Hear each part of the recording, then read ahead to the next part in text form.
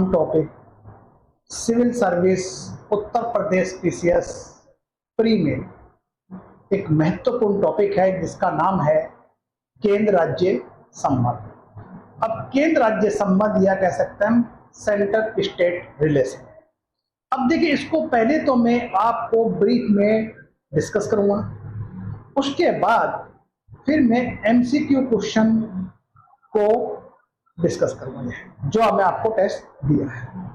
देखिए, सबसे पहले तो जो है हमारा जो है केंद्र संबंध की बात करते हैं। देखिए, केंद्र और राज्यों के संबंधों के निर्धारण में संविधान की 7वीं अनुसूची मुख्य भूमिका निभाती है। वहीं पर देखिए, 7वीं अनुसूची में 3 श्रेणियां में विभाजित किया गया है। पहली देखिए संघ सूची, दूसरी राज्य सूची और तीसरी हमारी है समवर्ती सूची। अब अगर हम संघ सूची में वर्तमान में 99 विषय हैं, जो पहले इस सूची में 97 या 97 विषय थे। राज्य सूची में 61 विषय हैं, वहीं पर समवर्ती सूची में कुल 52 विषय का प्रावधान किया गया है। अब देखिए, यहां पर देखिए, अगर हम संघ राज्य संबंधों को 3 श्रेणियां के मतलब में यह है विधायी संबंध, प्रशासनिक एवं राजनीतिक संबंध और वित्तीय संबंध में विभाजित किया जा सकता है। कहने का मतलब यह हुआ कि इसको जो है केंद्र राज्य संबंध को हम विधायी संबंध, प्रशासनिक या राजनीतिक संबंध और तीसरा वित्तीय संबंध के अंतर्गत समझ सकते हैं। अब देखिए, यहां पर जो है अगर हम बात करते हैं विधायी संबंध की बात करते हैं। अब विधायी संबंध में देखिए हमारा इसमें देखिए जो है उसके अंतर्गत देखिए आप जो है सबसे पहले विधायी संबंध।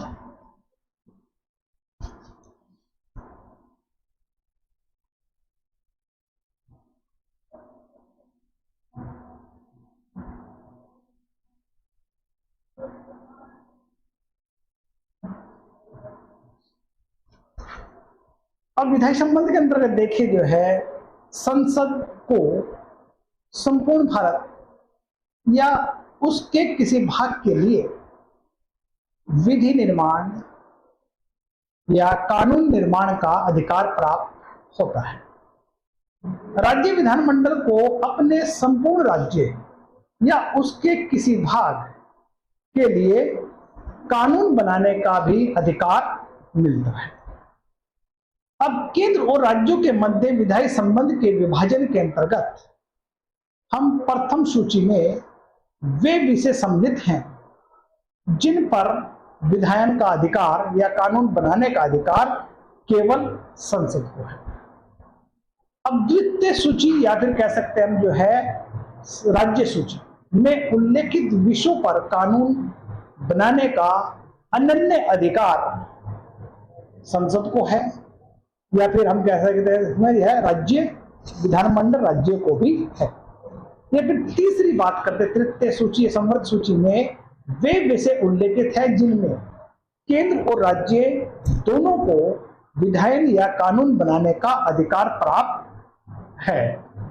अब यहीं पर देखिए, भारतीय संविधान में जो विषय संघ सूची, राज्य सूची या समवर्ती सूची में सम्मिलित हैं, इसके अलावा कुछ विषय और रह जाते हैं, उनको हम कह सकते हैं अवशिष्ट शक्तियां, या फिर कह सकते हैं भारतीय संविधान में अवशिष्ट शक्ति भी संसद को प्रदान की गई है, जिसमें संसद का विधायी अधिकार क्षेत्र और भी विस्तृत हो जाता है।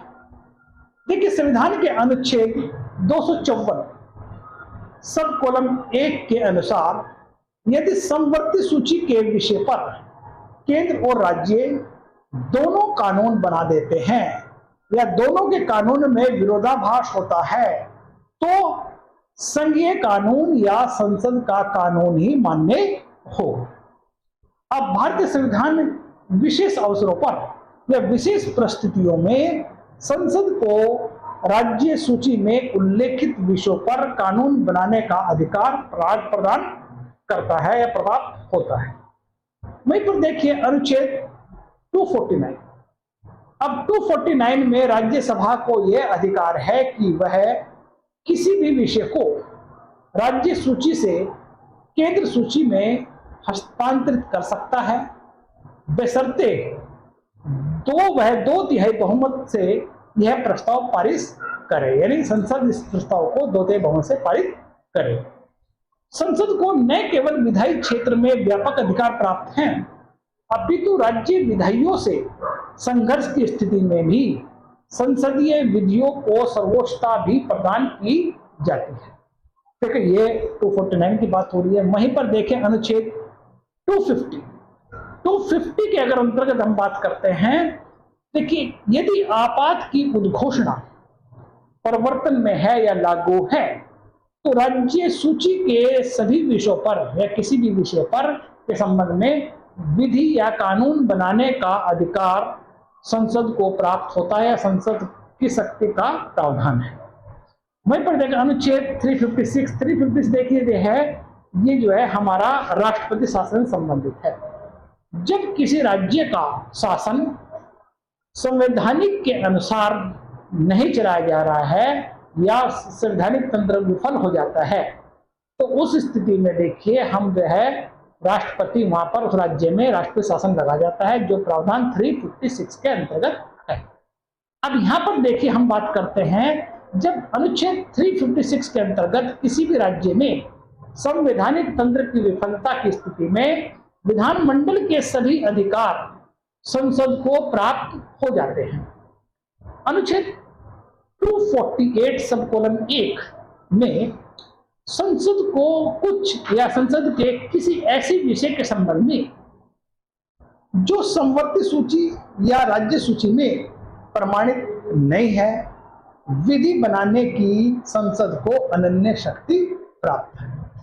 देखिए ये तो बने हमारे देखिए विधायी संबंध की बात करते हैं। देखिए ये अनुच्छेद हमारे जो विधायी संबंध के अंतर्गत जो हमने डिस्कस किए हैं, अनुच्छेद 254, 249 और 250, 356 और 248 सबकोलन 1 को हमने डिस्कस किया है, जो इसके संबंध है विधायी संबंध के अंतर्गत। वहीं पर दूसरा जो संबंध बनता है वो है वित्तीय संबंध। वित्तीय संबंध देखिए हमारा जो है वो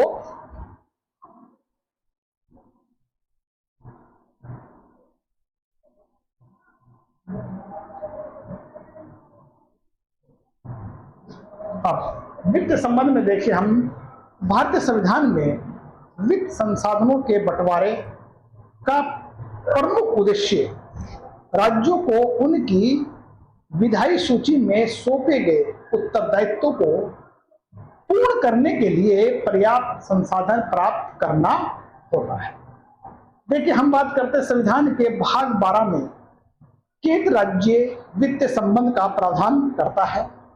संघ सूची में 12 और राज्य सूची में 19 विषय के वित्तीय संसाधन घाटों को तथा केंद्र सरकार वित्त आयोग की सिफारिश से पूरा करता है। मतलब कहना चाहिए जो संघ सूची में 12 और राज्य सूची में 19 विषय के वित्तीय संसाधनों के घाटों को केंद्र सरकार वित्त आयोग की सिफारिश से पूरा करती है। भारत में संघात्मक व्यवस्था के वित्तीय संसाधनों या प्रावधानों में दो प्रमुख विशिष्ट लक्षण संघ राज्य सरकार को कराधान शक्ति में पूर्ण विभाजन तथा दोनों के मध्य करों की साझेदारी है। संविधान में राज्यों को अनुदान तथा ऋण के माध्यम से सहायक अनुदान देने का भी प्रावधान रखा गया है।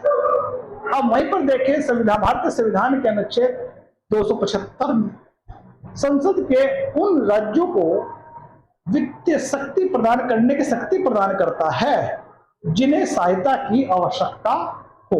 यानी जिन राज्यों को सहायता की आवश्यकता है वो संसद जो है उन्हें 275 के तहत उनको सहायता प्रदान करने की शक्ति प्रदान की गई है, ये संसद को है। वहीं पर देखिए अनुच्छेद 282 या 282 केंद्र को राज्यों और राज्यों के अंतर्गत संस्थाओं के लिए सार्वजनिक उद्देश्य हेतु अनुदान देने की शक्ति प्रदान की गई है।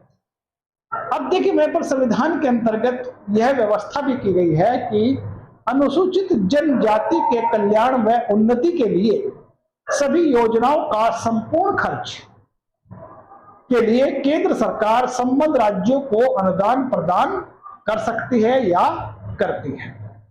वहीं पर देखें अनुच्छेद 292, केंद्र को यह अधिकार प्रदान किया गया है कि वह अपनी संचित निधि से या संचित निधि के साथ पर देशवासियों या विदेशों से सरकार विदेशी सरकारों से ऋण ले सकती है।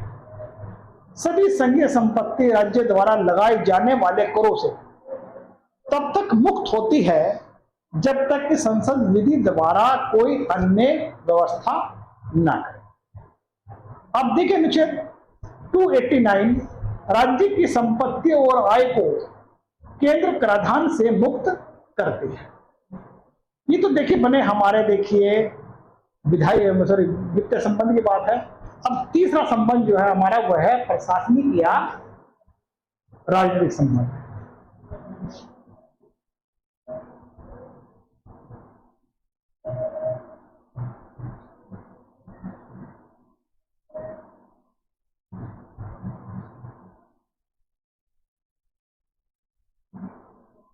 ये हमारा राजनीतिक संबंध की बात देखिए। अब यहां पर देखिए हमने संविधान के अनुच्छेद 73 या 73 सब कॉलम 1 के अनुसार केंद्र की कार्यपालिका शक्तियां उन सब विषयों पर है जिन पर संसद को विधि निर्माण करने का अधिकार है। मतलब समझिए, जो संघ की कार्यपालिका उन शक्तियां जो है उन विषयों पे सत्य कानून बना सकती है जिन पर संसद विधि निर्माण कर सकती है या अधिकार है। दूसरी बात देखिए, अनुच्छेद 162 के अनुसार राज्य की कार्यपालिका शक्तियां उन विषय या उन सब विषयों तक विस्तृत है जिन पर विधानमंडल को कानून बनाने का अधिकार प्रदान किया गया है। अब देखिए यहां पर जो है संविधान द्वारा यह प्रयत्न किया गया है कि केंद्र का राज्यों पर नियंत्रण बना रहे, जिससे राज्य सरकार, केंद्र सरकार और कार्यपालिका नीतियों के क्रियान्वयन में बाधा न बने और दूसरी तरफ प्रत्येक इकाई की शक्ति और कार्यकुशलता भी बनी रहे, जो संघ की शक्ति के लिए अत्यंत ही आवश्यक होती है। और देखिए, प्रशासनिक संबंधों के क्षेत्र में ऐसी विधियां और साधन जो राज्यों पर केंद्र को नियंत्रण की शक्ति प्रदान करते हैं या फिर केंद्र को समन्वय हेतु सहायता प्रदान करते हैं। देखिए वो है आपका हमारा राज्य सरकारों को निर्देश देने की बात हो रही है। वहीं पर देखिए राज्यों को केंद्रीय कार्यों का हस्तांतरण करने की बात हो रही है। अखिल भारतीय सेवाएं और राज्य अनुदान। अब देखिए ये जो है केंद्र को समन्वय हेतु सहायता करते हैं। कौन कौन से? राज्य सरकार को निर्देश देती है, राज्यों को केंद्रीय कार्यों का हस्तांतरण करती है, वहीं पर अखिल भारतीय सेवाएं या फिर राज्य को अनुदान। अनुच्छेद 256 जहां राज्य सरकार का यह दायित्व सौंपता है कि वे अपनी कार्यकारी शक्तियों का प्रयोग संसद की विधियों की सीमा में रहकर करें, वहीं केंद्र सरकार यह शक्ति देता है कि वह उस उद्देश्य के लिए जो आवश्यक समझे निर्देश दे सकते हैं। अनुच्छेद 256 सब कॉलम 1 के अनुसार प्रत्येक राज्य की कार्यकारी शक्ति का प्रयोग इस तरह किया जाएगा कि वह किसी भी प्रकार की केंद्र की कार्यकारी शक्ति का प्रयोग में बाधा न हो। अनुच्छेद 352 के अंतर्गत आपातकाल की उद्घोषणा के अधीन केंद्र कार्यपालिका को राज्य को निर्देश देने की शक्ति असीमित अधिकार प्राप्त है। वहीं पर देखो 360 देखो 352 में तो यह हमारी जो है ये बन गया हमारा जो है आपात के अंतर्गत है, राजनीतिक आपात की बात करते हैं। वहीं पर अनुच्छेद 360 जो वित्तीय आपात की बात करते हैं, अनुच्छेद 360 के अंतर्गत वित्तीय औचित्य के विशिष्ट नियमों के पालन हेतु निर्देश देने का अधिकार केंद्र सरकार को प्राप्त हो जाता है। भारतीय संविधान में केंद्र और राज्यों के प्रति कार्यों का हस्तांतरण दो तरह से संभव है। प्रथम तो केंद्र सरकार राज्यों की सहमति के साथ विशिष्ट विषयों पर सशर्त या बिना शर्त के केंद्र की कार्यकारी शक्तियों का हस्तांतरण कर सकती है।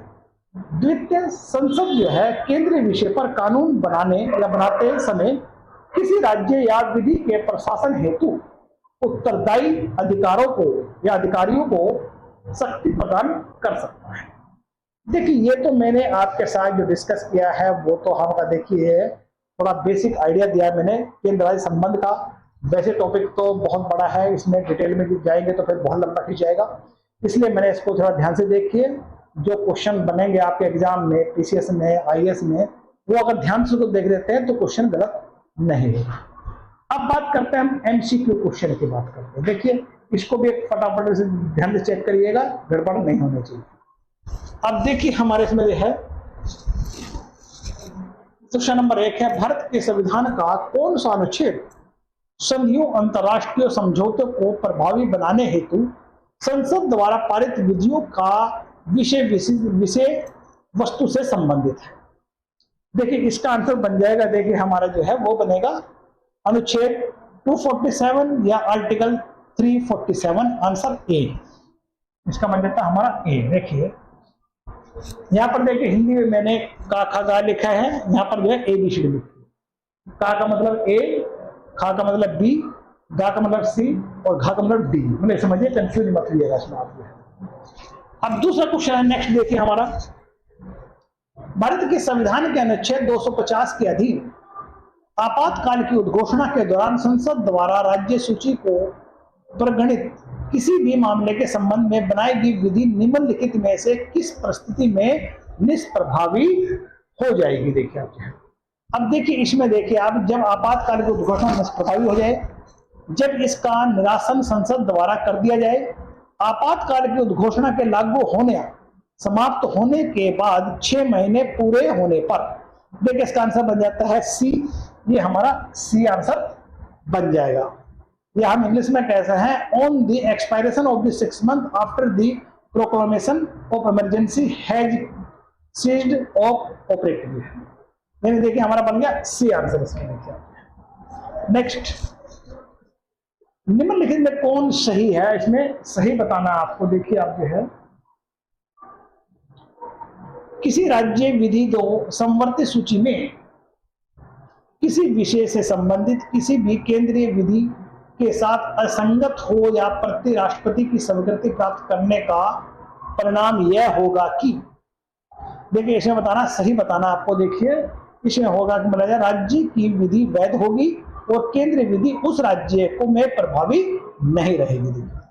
अब देखिए क्वेश्चन देखिए पूछ क्या रहा आपसे, वो देखिएगा कि किसी राज्य विधि जो संवर्ती सूची में किसी भी विषय से संबंधित किसी केंद्रीय विधि के साथ असंगत हो के प्रति राष्ट्रपति की स्वीकृति प्राप्त करने का परिणाम यह होगा कि राज्य की विधि वैध होगी, परंतु केंद्र विधि उस राज्य में प्रभावी नहीं रहेगी। देखिए ये बनेगा हमारा आंसर, ये आंसर बन जाएगा, इसका आंसर बनेगा हमारा ए। नेक्स्ट,